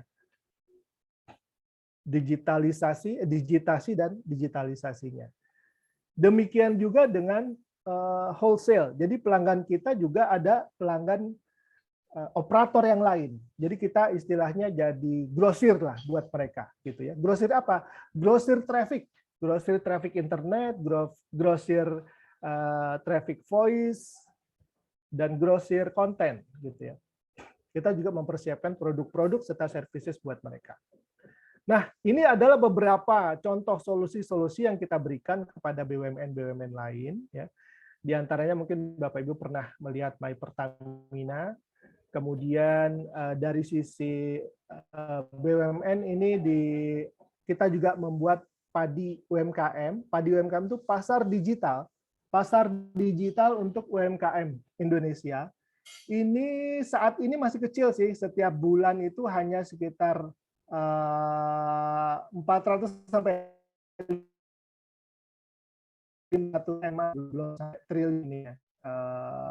Besarnya transaksi yang terjadi. Kita berharapnya bisa sampai 10 triliunan baru ini bisa nendang gitu ya UMKM se-Indonesia. Kita juga punya add-on ya, add-on untuk pelanggan-pelanggan kita. Kita punya juga platform ya, diantaranya adalah big data, big box contohnya, dan Peduli Lindungi. Nah, ini Bapak Ibu pasti udah pakai ini karena kita dipaksa ya untuk pakai Peduli Lindungi. Ini adalah bagian dari inisiatif beserta support kita kepada Kementerian BUMN dan kepada pemerintah Indonesia. Nah, yang terakhir, bagaimana Telkom bisa membangun talentnya? Talent Telkom itu dibangun dari 3 inisiatif besar dengan satu pola proses yang sama, yaitu ideation. Kita minta tim kita atau tim yang berpartisipasi itu mengeluarkan ide-idenya. Kemudian dari situ kita pitch, kita pilih ya, kita pitching. Kemudian kita bimbing, kita beri inkubasi, kita dorong supaya bisa akselerasi, dan kita lihat yang mana yang bisa mengenerate value, bisa menghasilkan. Dan setelah itu kita monetize. Nah, di antara beberapa startup yang sudah sukses ya, di antaranya ada yang tadi saya sebutkan ya, di atas ada Big Box ya, ada GoEarth, ada Oxigo, Sinar, dan lain-lain. Dan ini terbagi menjadi internal dan eksternal. Di internal Telkom itu ada Tribe, ya, Tribe yang sesuai dengan unit-unit yang ada di internal Telkom, maupun Amuba. Amuba itu adalah semua karyawan yang punya ide boleh memberikan idenya dan kita akan support mereka untuk sampai kepada tahapan startup. Contohnya startup yang berhasil seperti yang tadi Binar ya, Mbak Dita itu. Kemudian juga kita buat Indigo untuk eksternal. Nah, saat ini Dari internal kita sudah ada kurang lebih 3.200 talent, sementara dari eksternal sudah ada 8.000-an startup ideas yang kita support. Ya. Dan semua ini memiliki apa istilahnya? Memiliki unit yang siap untuk memberikan pendanaan dari Telkom. Nah, demikian mungkin dari saya. Kita mungkin akan eksplor lebih jauh lagi di dalam tanya jawab. Terima kasih. Assalamualaikum warahmatullahi wabarakatuh. Saya kembalikan ke Mbak Riri. Waalaikumsalam warahmatullahi wabarakatuh. Terima kasih banyak Kang Ferry untuk paparannya. Ikut happy bagaimana salah satu BUMN terbesar dan terbaik di Indonesia, kontribusinya luar biasa ya untuk membentuk digital talent di negara kita sendiri nih. Untuk sesi Kang Ferry nih silakan kalau ada teman-teman yang mau langsung raise hand karena kita masih punya waktu yang cukup longgar. Boleh ya Kang, sekalian kita kenalan sama silakan. Peserta kita yang saat ini tercatat ada 110 orang. Mantap. Alhamdulillah ya. Jadi banyak juga nih ya antusiasmenya. Silakan ada yang mau raise hand, dan sambil menunggu ada yang raise hand, mungkin Kang Ferry, tadi ada pertanyaan untuk Mbak Deta yang saya rasa juga pastinya Kang Ferry sangat mampu ya memberikan jawaban seperti bagaimana, apakah ada tantangan bicara tentang ekosistem digital, begitu Kang? Masih ada pertanyaan tadi dari Weni Kristianto. Ada kendala apa nih dalam pembentukan ekosistem digital di Indonesia? Mungkin bisa dijawab dulu Kang Ferry sambil menunggu teman-teman raise hand. Boleh. Coba ini ya. Saya coba share ada HP-nya Umi, HP-nya di sini. Mohon izin ada yang bisa mungkin memute. Ya. Oke, ya. Terima kasih kan Kang. Ya. Ini sudah tampil ya. Sudah. Ya. Telkom 3 digital business domains. Bisnis domain yang pertama itu digital connectivity. Kok masih ada itu? Masih. Saya di Jabar Selatan, wilayah saya itu Sukabumi Selatan, Cianjur Selatan, dan sebagian dari Tasikmalaya, Garut Selatan ya. Itu kalau boleh saya bilang ya secara region, secara wilayah itu mungkin 70% belum tercover kabel Telkom, kabel fiber optik Telkom, 70%. Besar juga ya, 70%. Besar. Itu masih ada di Pulau Jawa loh. Itu masih ada di Pulau Jawa. Infrastruktur ya, Kang ya. Infrastruktur masih menjadi tantangan besar. Infrastruktur masih menjadi tantangan besar. Ya, kenapa nggak pakai itu aja, Kang Fer? Kenapa nggak pakai Telkomsel ya, 4G misalkan? Telkomsel itu dia nggak akan bisa bawa 4G kalau tidak disuplai oleh kabel fiber optiknya Telkom. Padahal kabel fiber optik Telkom itu kurang lebih modalnya untuk menarik 1 kilometer saja itu antara 100 sampai dengan 200 juta. 10 kilometer 1 M. Padahal jarak dari Sukabumi sampai ke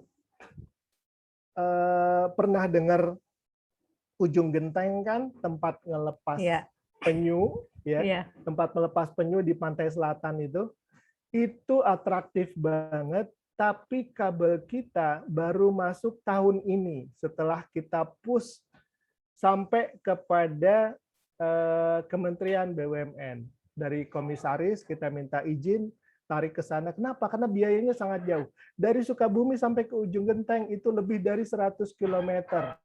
Bayangin berapa miliar kita harus ngeluarin untuk membuka akses ke daerah-daerah yang kita mau bilang terluar, terpencil, ada di Pulau Jawa ya, kurang enak juga. Cuma kondisinya kayak gitu. Jadi kita punya tantangan di digital connectivity. Ya, itu satu ya. Itu satu. Kemudian yang kedua kita juga punya tantangan di dalam digital platform. Kenapa demikian? Telkom itu contohnya kayak gini. Kalau sekarang kita mau dapat layanan yang paling diminati masyarakat pada saat ini yang memakan bandwidth besar.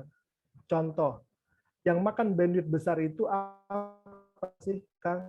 Lihat aja gini, satu rumah tangga ya, bapak, ibu, anak, sehari dalam pegang handphone itu buka apa paling banyak?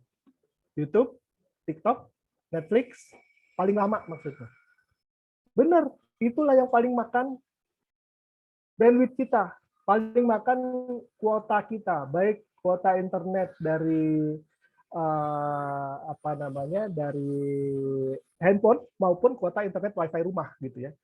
Karena paling banyak ngabisin bandwidth, harusnya kontennya itu ada di Indonesia, dan ini nggak mau ada di Indonesia. Mereka ada di Singapura, ada di China, ada di Amerika, ada di Australia. Loh, kenapa nggak mau ada di Indonesia? Karena mereka menganggap lebih murah mereka berada di sana, gitu.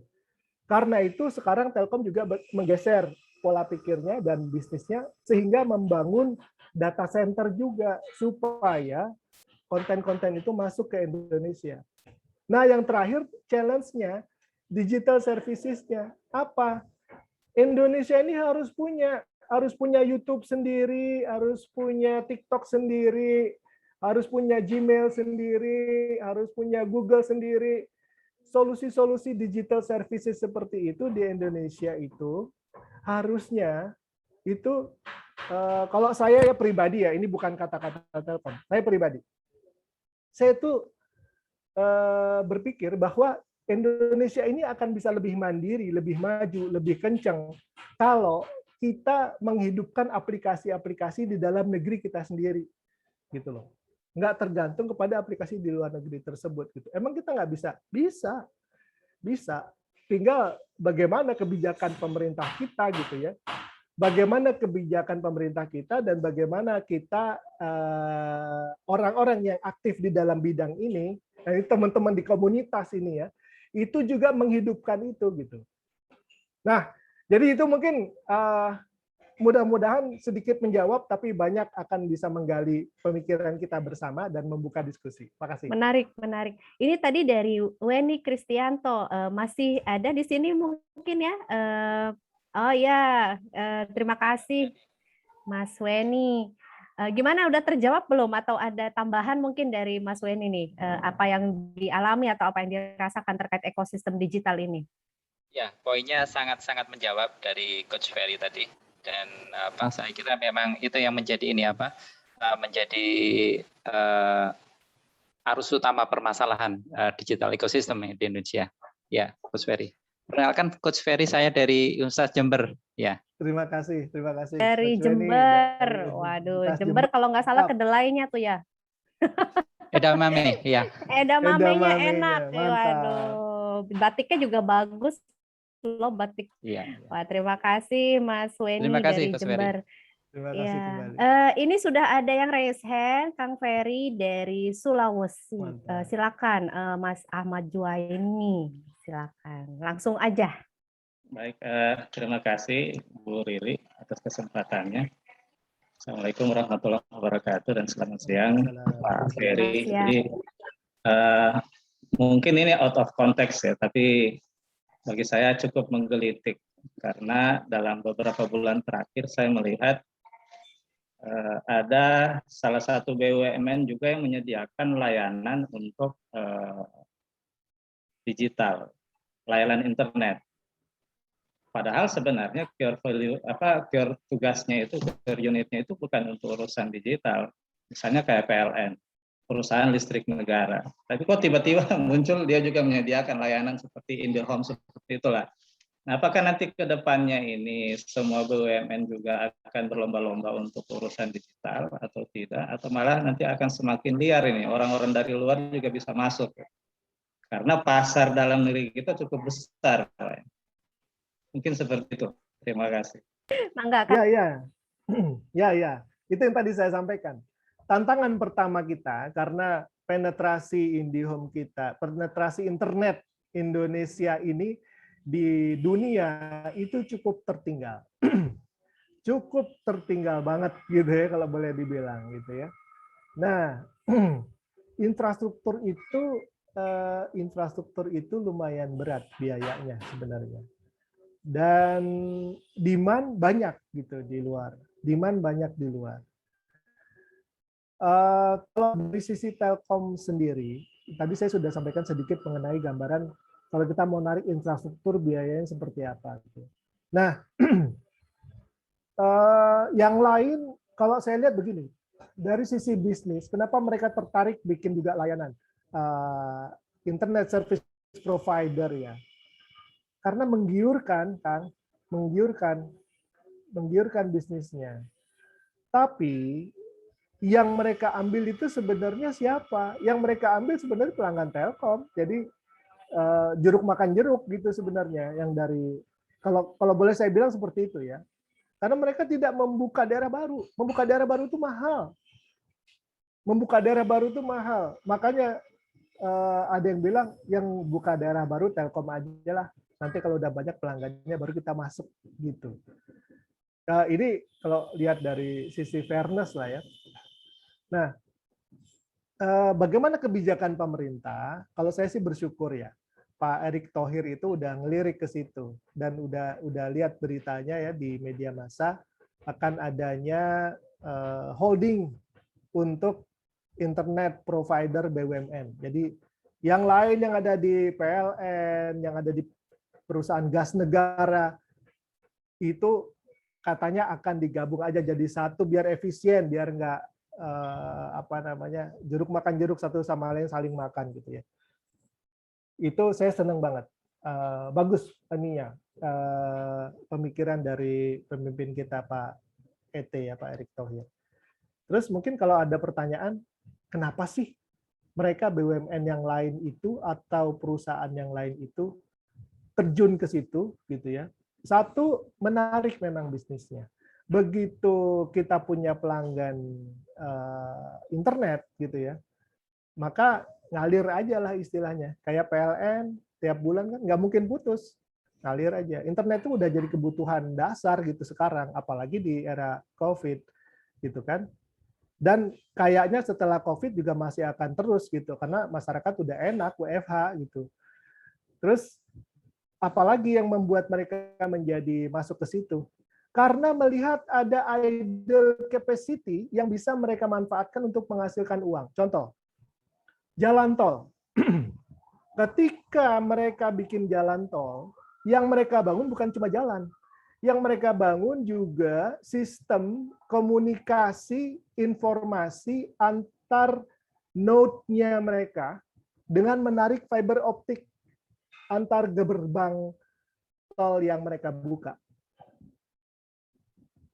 Kenapa begitu? Karena menurut hitungan mereka, lebih murah mereka narik sendiri sambil mereka ngebangun jalan daripada Telkom yang ngebangunin. Nah, Telkom kan sudah ada harganya, Pak. Harganya Telkom yang sudah diakreditasi oleh pemerintah itu dibandingkan dengan mereka bangun sendiri, lebih mudah bangun sendiri, udah bangun sendiri aja. Setelah mereka bangun, mereka hidupkan alat mereka, sistem informasinya mereka, ternyata fiber optik ini ibarat jalan tol yang diisi oleh angkotnya mereka gitu. Jadi masih banyak yang kosong ini jalan tolnya. Ya udah kita jual aja deh gitu sisa kapasitasnya. Jadi datangnya dari situ, Pak. Udah bisnisnya menarik, mereka punya idle capacity yang dengan dibangun tanpa dibangun dengan ini mereka sebelumnya gitu ya, dengan proyek-proyek mereka. Yang bangun PGN, perusahaan gas negara itu ngebangun. Jadi begitu mereka narik pipa gas, mereka juga pasang fiber optiknya. PLN, begitu mereka narik tiang itu, kabel listrik, bawahnya kabel fiber optik, mereka tarik juga. Kemudian mereka lihat ada teknologi baru, teknologi PLC, Power Line Communication. Jadi dengan kabel listrik itu bisa nyalurin internet. Wah, itu duit. Nah, gitu. Jadi kayak gitu pola pikirnya. Sehingga ketika itu udah berjalan kurang lebih 5-10 tahun, sayang nih kalau nggak kita bisnisin. Bikinlah anak perusahaan baru yang bisnisnya di situ dengan menumpang di infrastruktur induknya. Menumpang di PT Icon Plus itu kan menumpang di infrastrukturnya PLN, gitu ya. Icon Plus anak perusahaannya PLN. Jadi begitu Pak Ahmad Juwaini, kurang lebih gambarannya. Kebayang ya, Kang Ahmad ya. Ya, ya. Wah, jadi kita tahu behind the scene-nya nih, Kang Ferin ya. Ternyata itu yang terjadi ya. Oke, terjawab Kang Ahmad Juwaini untuk pertanyaannya. Mudah-mudahan sudah terjawab ya. Baik. Mungkin kita tunggu satu lagi yang ingin raise hand. Ada dari Kang Rahmat nih, silakan. Setelah ini mungkin kita akan masuk ke agenda berikutnya. Silakan Kang Rahmat, mangga langsung aja.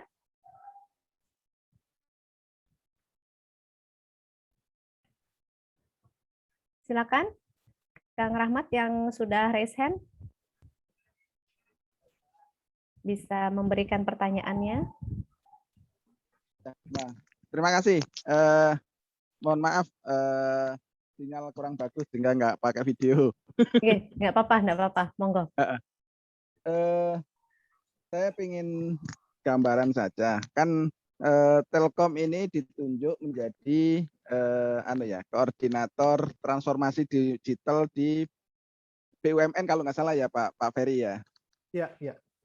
Nah, di tingkat nasional peran Telkom selaku ya paling tidak boleh dibilang penguasa digital lah di BUMN tentunya punya andil yang cukup besar. Nah, dalam kerangka transformasi digital di tingkat nasional tidak bisa semata-mata pendekatan itu hanya dari sisi teknologi karena memang perlu kolaborasi dengan badan usaha yang lain maupun kementerian lembaga yang lain. Sehingga tidak silo-silo. Kita ambil contoh Satu Data Indonesia lah. Satu Data Indonesia yang dikoordinasikan oleh teman-teman Telkom ini kan masih belum maksimal. Sejak Perpres 39 dimunculkan sampai dengan hari ini masih bahasa sederhananya masih tertatih-tatih. Data-data masih silo-silo, belum terkonsolidasikan secara nasional dengan baik gitu kan. Sehingga pemanfaatannya pun masih belum optimal. Ambil contoh misalnya KTP lah, single identitas kita. Seharusnya dengan SIM, dengan kepolisian dan sebagainya itu kan bisa terintegrasi dengan baik. Sehingga ketika kemudian seseorang berubah identitasnya, ya orang tidak perlu misalnya perpanjangan STNK itu harus ganti alamat dan sebagainya hanya gara-gara antara kepolisian tidak terintegrasi dengan baik dengan Kemendagri. Nah, ini kan tentu PR besar kita. Nah, bagaimana Telkom bisa menjadi enabler dalam rangka konsolidasi data ini dengan baik sehingga benar-benar data kita ini bisa dimanfaatkan oleh semua pihak dengan baik dan tentunya terjaga kerahasiaannya juga gitu. Mungkin itu dari saya Pak Ferry. Makasih. Ya, Mbak Riri, maaf ini langsung nyamber saya. Mangga, silakan langsung Kang. Pak Rahmat, terima kasih ya. Kalau boleh tahu Pak Rahmat sekarang dinas di mana Pak Rahmat? Di Kemenkeu. Itu dia, mantap. Makasih Pak Rahmat di Kementerian Keuangan ya. Ini salah satu pemegang data besar ini di Indonesia sebenarnya. Oke, jadi begini. Saya ingin cerita.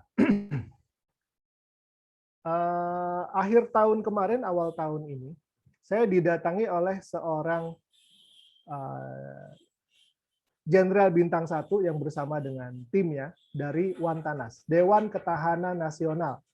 Datang ke Sukabumi, ke kantor saya, dan kemudian menyampaikan, Pak Fer, saya itu bawa tugas dari Dewan Ketahanan Nasional. Dewan Ketahanan Nasional ini pimpinannya Bintang 2, langsung berada di bawahnya Presiden. Salah satu yang diamanatkan kepada kami untuk dikawal adalah Satu Data Indonesia. Oh siapa? Kita siap support. Ini loh, Kabupaten Sukabumi Kota Sukabumi, Kota Cianjur, ya semuanya itu masuk ke dalam satu data Indonesia, Pak Fer. Maju, ambil, kita support, gitu. Coba bayangin Pak, Dewan Ketahanan Nasional, pimpinannya bintang 2 sampai ngirim bintang 1 ke saya, ke witelnya saya, minta supaya kabupaten-kabupaten itu dihandle big datanya oleh Telkom, gitu kan, supaya nyekrup dengan kebijakan Perpres yang tadi itu, Pak. Ya, saya hanya ingin menggambarkan bahwa sampai ada dewan gerilya ke daerah-daerah, itu bukan cuma datang ke saya, Pak, itu datang ke bupati, pengen ketemu sama wali kota, tapi ada acara lain. Untuk supaya proyek ini jalan. Loh, kenapa proyek? Karena di mereka, mohon maaf, ini off the record ya, itu dalam tanda kutip proyek. Perpres, implementasinya di bawah, itu kan ada uangnya, ada biayanya. Itu dilihatnya jadi proyek, Pak. Nah, apa nggak Telkom nggak masuk? Kami sudah audiensi dengan timnya pemerintah daerah tingkat 2. Sudah ketemu dengan Bapeda, sudah menggambarkan. Satu data Indonesia itu seperti ini, kemudian solusi Telkom itu demikian, bagaimana koneksi data dengan nasional, bagaimana komunikasi data dengan antar lembaga, dengan kementerian, apa saja yang harus diselaraskan. Nah, dewan pengarahnya siapa, pembina datanya siapa, wali datanya siapa, produsen datanya siapa. Hayu kita jalan, nah jalannya itu yang belum. Gitu. Nah gitu Pak Rahmat. Kalau Pak Rahmat ada ide gimana supaya ini jalan, boleh Pak, saya dapat masukan dari Bapak. Ini kan komunitas ya, kita dialog jadinya kan. Ya, saling sharing gitu ya, Kang Ferry ya jadinya ya. Kalau ada gitu. usulan. Jadi seperti itu. Itu gambaran saya di daerah loh Pak. Di daerah. Di pusat seperti apa? Di pusat solusi data One Data Indonesia itu dari Telkom, startup yang sudah spesialisasi diri masuk di situ namanya Big Box. CEO-nya ngobrol sama saya. Fer, kebetulan teman, dulu sama-sama kuliah. Fer, antar kementerian, antar instansi ini sudut pandang dan eksekusinya nggak sama. Nah, dari situ saja sudah tergambar, Pak. Karena Telkom itu nggak bisa menjadi pemaksa melakukan ini semua. Harus mereka kan masing-masing punya ini, Pak. Punya dewan pengarah, punya pembina. Dewan pengarah dan pembinanya tidak memutuskan, nggak jalan, Pak. Contoh, dewan pengarahnya siapa? Dewan pengarah kalau di kementerian itu menterinya. Kalau di kabupaten, bupati. Kalau di Kota Madya, wali kota. Kalau para pucuk pimpinan pemimpin dewan pengarah itu tidak ketok palu, nggak jalan. Gitu. Kurang lebih seperti itu Pak gambarannya Pak. Ayo kita dialog yuk. Mungkin sederhana aja. Dikit aja Mbak ya. Mangga, silakan Kang. Mangga. Kenapa Telkom ini menjadi salah satu harapan? Karena Telkom ini hampir sebagian besar pangsa konsumennya adalah kementerian lembaga, sehingga tahulah di mana proses bisnis yang ada di kementerian lembaga. Sehingga kalau pendekatannya hanya semata-mata teknologi, memang jadinya kurang nendang. Karena masih ada kementerian lembaga yang silo-silo yang tadi policy-nya masih sangat tergantung dengan leadernya, pimpinannya. Kalau pimpinannya mindset-nya sama, bahwa nasional ini harus dinomorsatukan, maka integrasi data akan mudah. tetapi paling tidak Telkom sebagai apa istilahnya penguasa teknologi digital ya, apalagi ditunjuk di tingkat BUMN, bisa menjadi enabler tadi proses bisnis yang masih silo-silo tadi dipercepat dengan transformasi digital. Mungkin ke depannya ke sana Pak, karena beberapa kali saya diskusi dengan kawan-kawan di Telkom Pusat, memang masih ada kendala lah terkait dengan itu karena silo-silo tadi. Tetapi kami berharap sih ke depan transformasi digital itu bisa menjadi enabler di kolaboratif governance yang saat ini sedang berjalan. Mungkin itu aja Pak Erik. Makasih. Hatur nuhun Kang Rahmat. Makasih Pak Rahmat. Oke, luar biasa. Terima kasih. Dan ini nanti tentunya akan berlanjut di dalam komunitas kita, begitu ya, Kang Ferry ya, tidak hanya dalam acara ini aja. Kolaborasi-kolaborasi seperti ini tentunya yang kita tunggu untuk kita bersama ya, dan tentunya untuk Indonesia. Hatur nuhun Kang Ferry untuk paparannya dan untuk diskusinya. Kita beri aplaus dulu yang luar biasa untuk Kang Ferry di pagi hari ini. Terima kasih banyak. Dan mohon tidak berkeberatan untuk memberikan alamat LinkedIn-nya dan juga mungkin Instagram atau sosmed lainnya agar kita tetap bisa berkomunikasi. Terima kasih Kang Ferry. Terima kasih banyak. Baik, teman-teman semua, saya akan masuk ke agenda berikutnya yang tidak kalah penting tentunya ya, yang bikin kita semua penasaran, yaitu penjelasan tentang komunitas kita ya, komunitas ilmu ini apa. Untuk itu saya langsung undang saja kepada ketua komunitas yang kita banggakan ya, Kang Rahmat Fauzi. Silakan Kang Fauzi, waktu dan tempat saya persilakan langsung aja Kang. Mangga. Baik, terima kasih Mbak Riri. Selamat siang Bapak Ibu sekalian.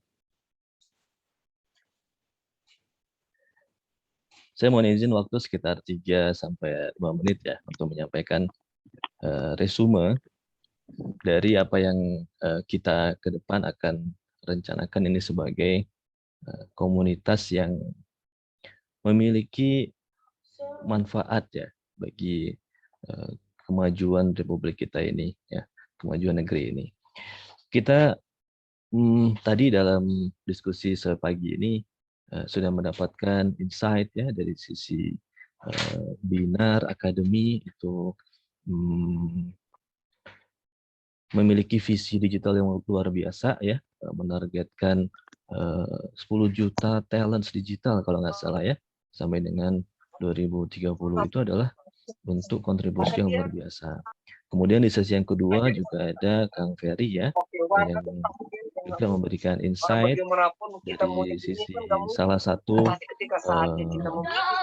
BUMN yang paling tua dan banyak berkontribusi untuk kemajuan pendidikan dan seterusnya ya, dengan sarana dan prasarana telekomunikasinya. Ya.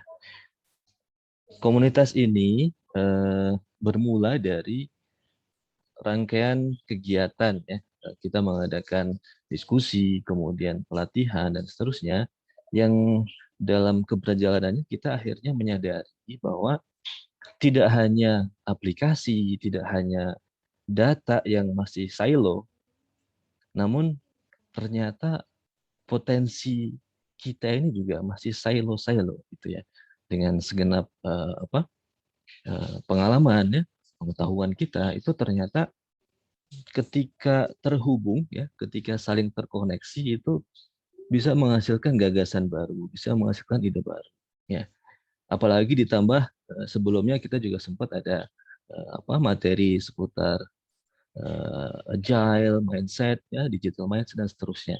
Sehingga dari diskusi yang menghubungkan gagasan lebih dari satu pengalaman, lebih dari satu keahlian itu bisa terrealisasi dengan cepat gitu, dengan sangat cepat gitu.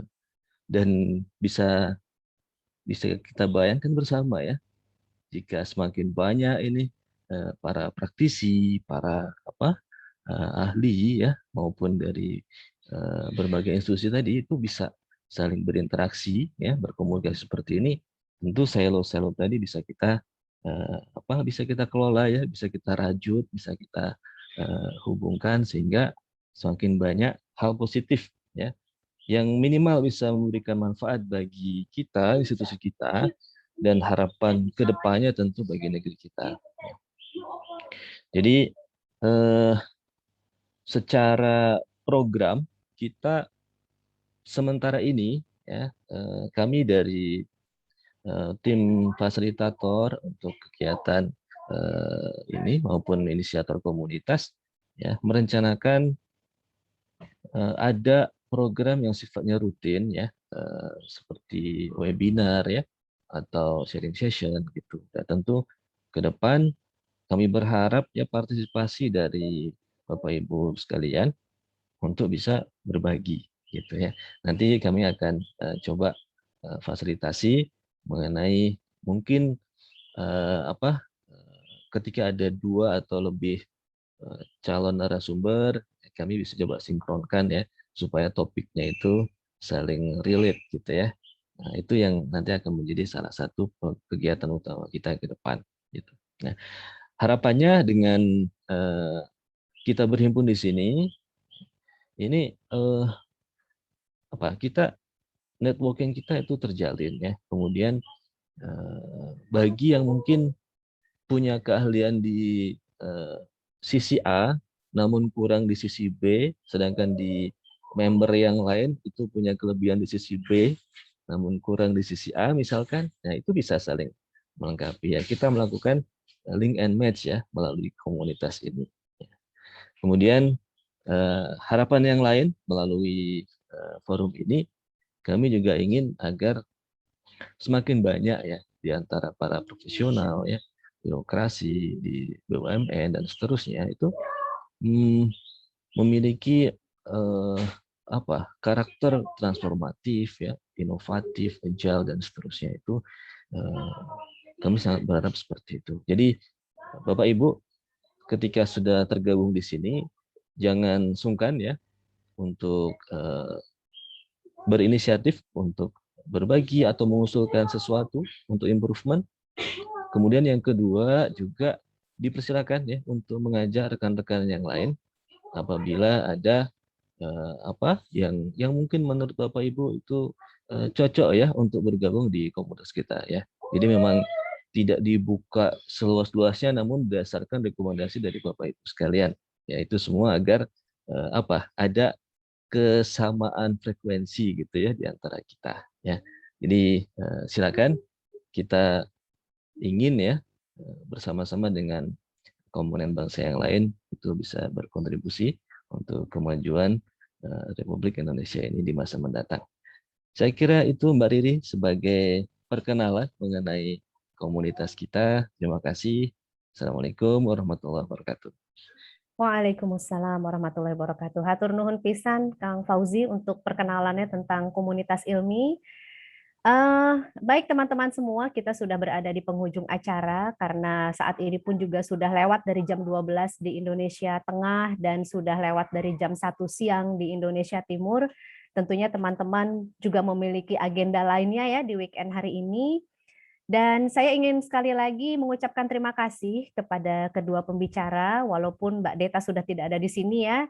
Terima kasih banyak untuk Mbak Deta, Kang Ferry, juga tadi opening remark dari Prof. Icel, dan juga perkenalan ilmi dari Kang Fauzi.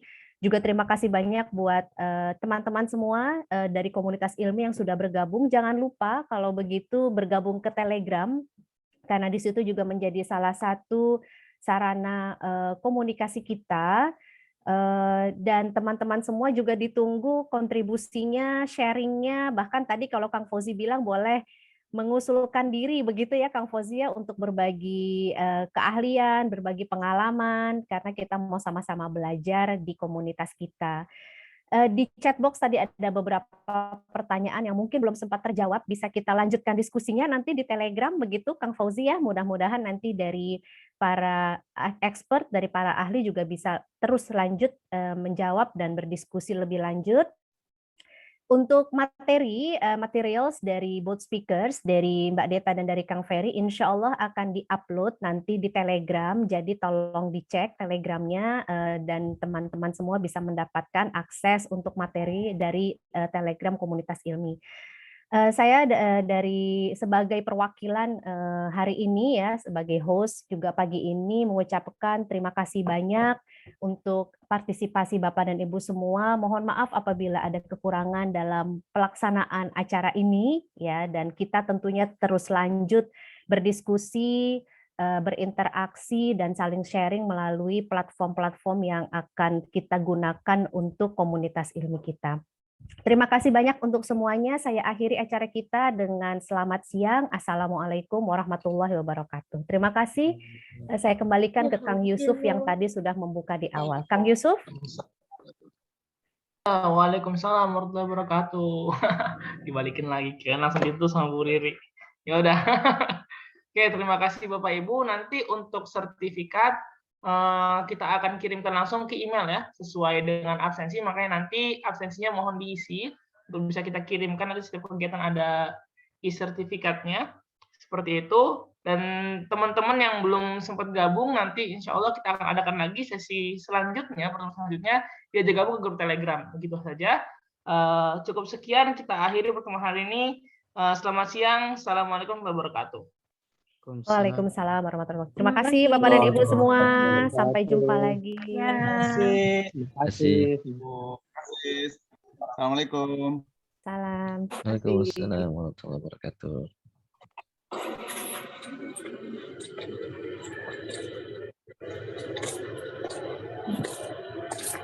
Barangkali masih ada yang terkendala untuk bergabung dengan grup Telegram.